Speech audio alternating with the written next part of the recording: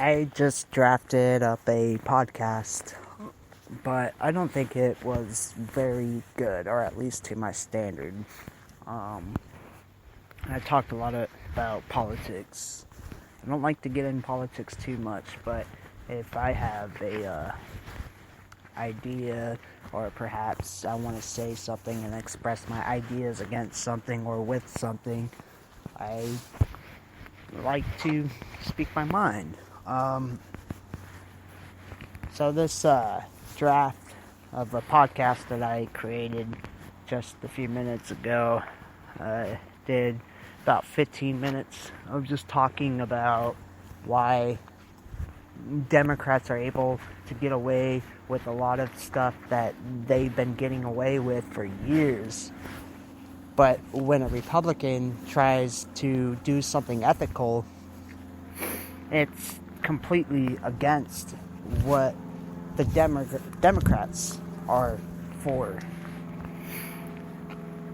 Anyways, I saw some TV shows, not TV shows, but I was watching the news today and seeing the whole Democratic process at work about how they're going to try, or the House, not the Senate or or Congress, to impeach Trump.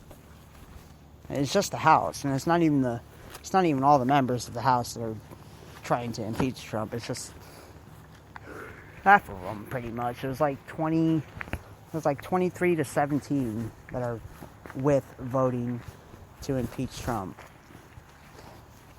I know if I was in the House, and I know if I was a politician, I'd be against it. I would be totally against impeaching Trump, because over the last 3 years, our Democratic Party hasn't been able to find anything useful to impeach him with.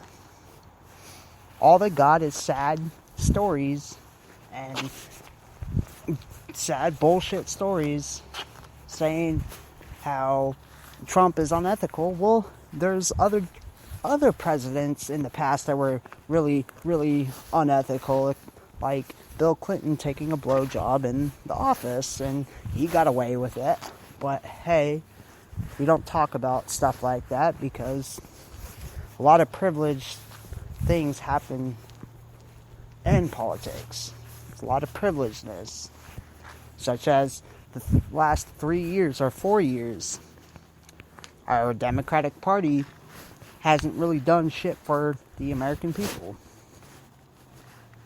because they've been so fixated on impeaching Trump, which, even if we do get to impeach Trump, even if we do, chances are he's probably going to get reelected.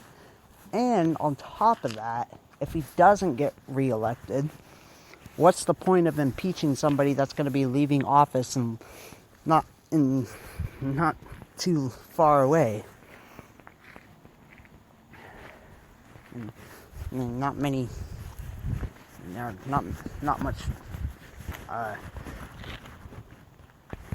When there's not much time left in his term, there's no point. I mean, it should have been done years ago. But when you don't got nothing to work with, you gotta do something to show the American people, like, hey man, you guys are paying me with your taxpayer dollars. I'm gonna at least show you guys I can work. And that's what the Democrats are doing. They're showing the American people that the only thing they can do is impeach people. Even try to impeach people, because they haven't been successful. And just like the time Nancy Pelosi, or whatever the fuck her last name is, claimed that she was a Native American. You know what? My family on my side, or on my mom's side, is Indian, Cherokee. And we have family trees. So that was pretty offensive, yet somehow she was able to get away with it. She was able to get away with claiming she was Native American to get all these voters. She needs to be impeached for that, because she's obviously racist, or obviously something's wrong with her head by saying shit like that. Even though it was a while ago, but still, I mean, if everybody is attacking everybody's history, then everybody should be able to get attacked on their history. So, anyways, this was just a short podcast. I wasn't even going to go into politics on this. This was only going to be talking about business and how a podcaster can make pretty good money just by talking and just by going behind a microphone and just talking. When you talk from your heart, and when you express your ideas, your feelings, instead of just reading off a script, which most people do. I've seen it. I've seen YouTube videos of people just looking down on a piece of paper and reading exactly what's off that sheet of paper. It's hard. It's hard talking behind a microphone. It is. It really is. But if you are prepared, if you know what you're going to say, if you have your topic researched, you have a backup topic researched, just in case you fall short of what you're going to say next, like what just happened to me a second ago. I was talking about politics, but I didn't want to talk about politics. I wanted to talk about business.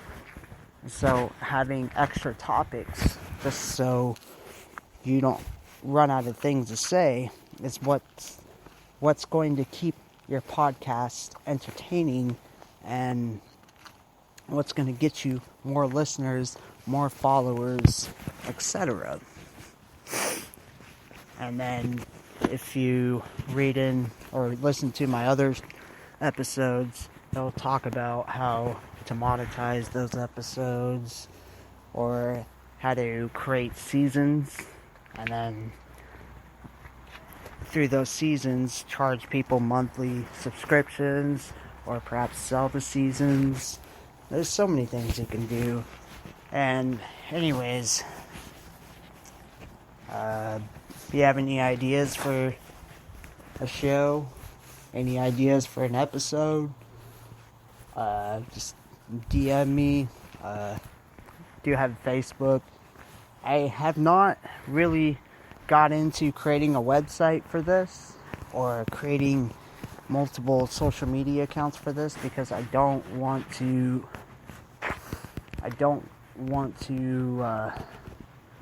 establish myself so quickly that I'm not able to fix the problems that are in this podcast, like my voice, how I talk, how I speak, how I'm able to carry on a topic if I fall short on one topic, and so forth.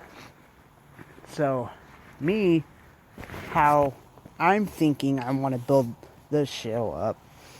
Build it slow and build it up high. Instead of building it high